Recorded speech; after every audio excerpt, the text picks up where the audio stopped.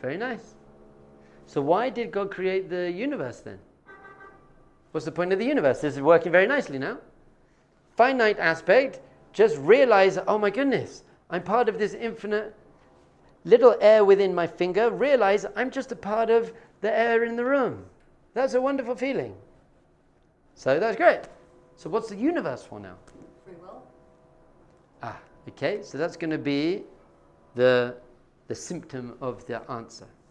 The answer we're going into Kabbalah 101 now. I hope you're okay with this. There's a concept called Nahama de Kisufa. Nahama de Kisufa. This is in Aramaic. And Nahama de Kisufa means the bread of shame. Nahama means bread, Kisufa means shame. And the bread of shame is the concept that if you get given something for free that you did not work for, you don't appreciate it as much. It comes from begging. Imagine you go around and you have to beg for your food. It's a bit shameful. Now you enjoy the food, but you didn't earn it, you didn't choose it, you didn't work for it, so therefore you don't appreciate it. Has anyone ever been to Machu Picchu in Peru? No? It's Machu Picchu, a mountain with a university on top, a very famous site. And you can either walk up the mountain, takes many hours, or you can get a bus up 20 minutes. So I often say to people, they come to my class, has anyone been to Machu Picchu? And someone often says, yeah, I did. So I say to them, did you walk or get the bus? And if they get the bus, they say, I got the bus. It's a bit embarrassing. That's Nahama de Kisufa. It's that feeling of, I didn't earn it, I got the bus. I wish I'd walked. And the other guy, by the way, who walked it, he says, yeah, I walked it. He feels so good about himself because I put in the effort and I walked it. I made it such a good feeling. Now, how much the kisufa is, I didn't earn it. Now, who actually enjoys it at the top of the mountain more? The person who walked or the person who got the bus? Obviously, the person who walked because he earned it. They got the same view, but one person worked for the view and the other person didn't work for the view. So he still enjoys it, but not as much. So the soul was having this relationship with Hashem, but didn't earn it, didn't choose it, didn't work for it. So Hashem said, I want soul to have the greatest pleasure it can possibly have, but if it doesn't earn it and work for it, then it will never get that. Bam! Creation of the universe. I need a finite time-space reality in order to put the soul in there so that it feels disconnected from me, and it can't see me, smell me, touch me, hear me. I'm pushing it far, far away.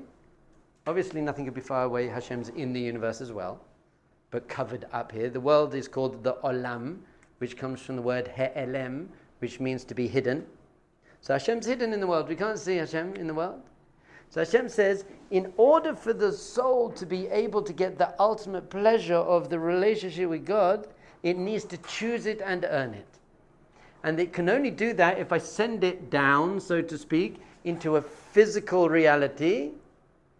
And the purpose of it being in the physical reality is to choose and work for the relationship with me. So that when it then leaves the physical reality, when at the death of the body, by the way, Judaism doesn't believe in death. We don't die because we are souls, we are consciousness. Consciousness can't die. So we believe in the death of the body. We believe that the body dies. But, so the soul comes down into a body, and then, I can't really draw this on the board, but the soul, the main name for God is Yud and He, and Vav and He.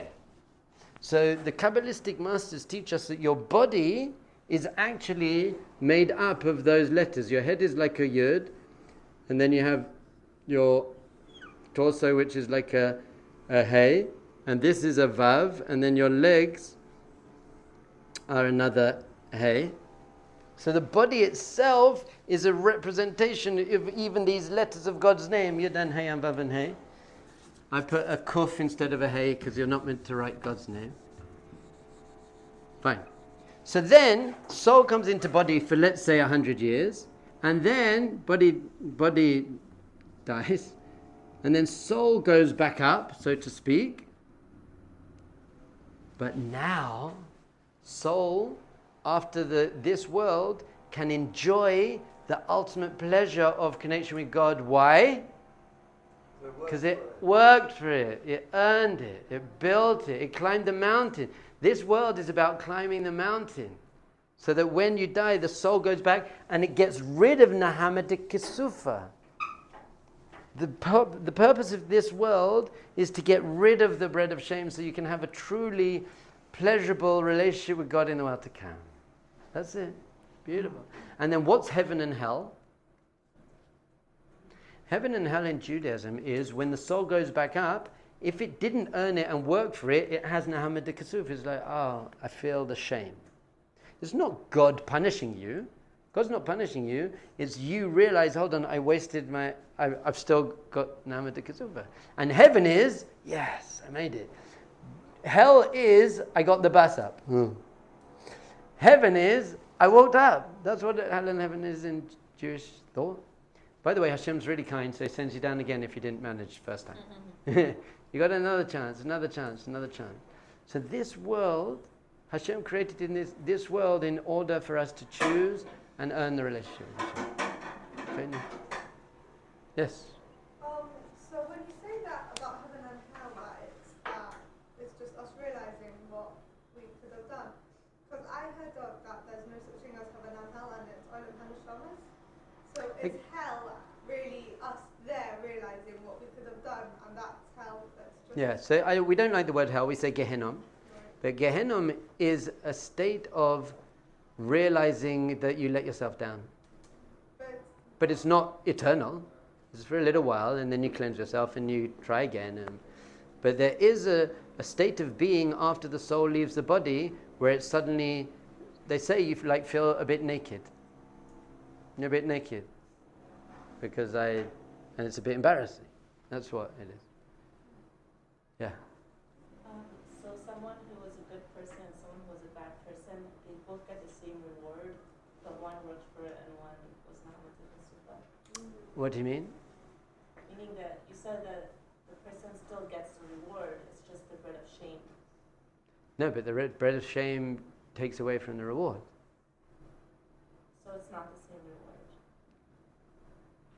The less bread of shame you have, the more bread of shame you have, the more painful it is, and the less you have, the greater it is. It's not the same reward. You create your experience of the world to come. That's created here. You're creating a vessel in order to receive. There's something called your chelek in olam haba, your portion in the world to come. What does that mean? It means how much can you appreciate it? That's all. How much can you really appreciate? So as long as you're a good person, by the way, you're okay. We're not into this burning in hell stuff. You're all right. You be a completely secular person, don't do any mitzvahs, but you're very kind and loving. You're going to go to heaven. You're all right. But you won't really enjoy it as much. This is how I like to think of it.